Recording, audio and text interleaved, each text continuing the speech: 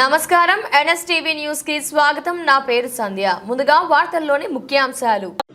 Babasaheb doctor BR Ambedkar జయంతి వేడుకల సందర్భంగా బన్సీలాల్పేట డివిజన్లోని సనత్ నగర్ నియోజకవర్గం దీపక్ జాన్ మరియు సనత్ నగర్ ఇన్ఛార్జ్ కొత్త నీలిమ నాయకత్వంలో ఇతర కాంగ్రెస్ పార్టీ కార్యకర్తలతో కలిసి వేడుకలను నిర్వహించింది. రాజకీయ న్యాయాన్ని భావము భావ ప్రకటన విశ్వాసము ధర్మము ఆరాధనతో కూడిన స్వేచ్ఛా స్వాతంత్ర్యాలను అంతస్తులోను అవకాశంలోను సమానత్వమును చేకూర్చుటకు అందరిలో వ్యక్తిగత గౌరవాన్ని దేశ సమగ్రతను తప్పక తీసుకొచ్చే సత్యనిష్టాపూర్వకంగా తీర్మానించుకొని భారతదేశాన్ని సర్వసత్తాక సార్వభౌమ సామ్యవాద లౌకిక ప్రజాస్వామ్య గణతంత్ర రాజ్యంగా నిర్మించుటకు ప్రజలందరికీ సామాజిక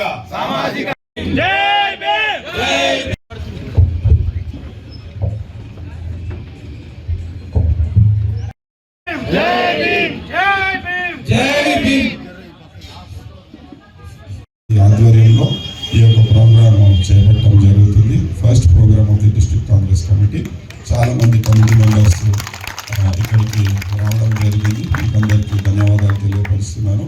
ఎవరైతే రాలేరో వారు ఏదైనా ప్రోగ్రామ్స్ వాళ్ళ ఏరియాలో చేస్తున్నారో ఇక్కడికి రాని వాళ్ళని మాత్రము వాళ్ళకు చెప్పడం జరుగుతుంది. ఎనీ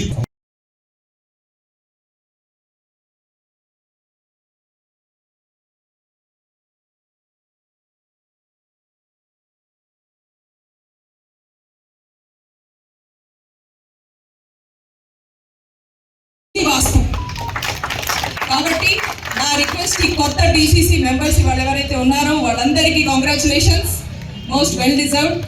రాని వాళ్ళకి నా అష్యూరెన్స్, ఖచ్చితంగా దీపక్ భాయ్ నేను కలిసి మీకు కూడా న్యాయం వచ్చేటట్టు చేస్తాం. ఎవరు కూడా నిరుత్సాహపడవద్దు. మీరందరూ కలిస్తేనే మనం ఈ బీజేపీ అనే ఒక దేశానికి పట్టిన ఒక ప్రాబ్లంని సాల్వ్ డిసి మెంబర్స్ కొత్త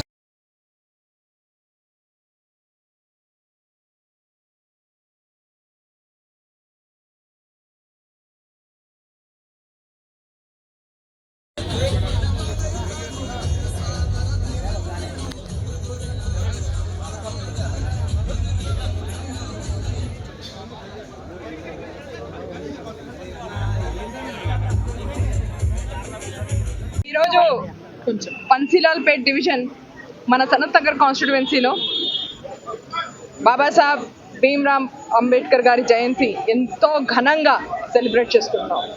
మీరు చూస్తున్నారు మా డిసిసి ప్రెసిడెంట్ దీపక్ జాన్ గారి ఆధ్వర్యంలో ఇక్కడ అందరి మీటింగే కాకుండా సహపంక్తి భోజనం, అంటే అందరం కలిసి ఒకటే చోటన భోజనం చేయడం జరుగుతుంది. ఇది ఒక విజన్, ఇది ఒక ఆలోచన. అంబేద్కర్ గారు మన దేశానికి కాదు మొత్తం ప్రపంచానికి ఇచ్చిన ఆలోచన. అందరూ సమానమే, అందరికీ సమాన హక్కులు ఉన్నాయి. మనకి ఎంతో ప్రౌడ్ ఫీల్ అవుతాం మన ఇండియన్ కాన్స్టిట్యూషన్ గురించి. మొత్తం దేశంలో మొత్తం ప్రపంచంలో లేని విషయాలు ఎలా ఈక్వల్గా ఉండాలి, సామాజిక న్యాయం అంటే ఏమిటి, అన్ని రిలీజియన్స్ని ఈక్వల్గా ఎలా చూడాలి, ఇవన్నీ చెప్పడమే కాదు ఎలా చేసి మనం ఈ దేశాన్ని గొప్ప దేశంగా మలుచుకోవచ్చో ఒక్కొక్క మాట పూస గుచ్చినట్టు చెప్పి మన కాన్స్టిట్యూషన్లో రాసి వెళ్ళారు బాబాసాహెబ్ గారు.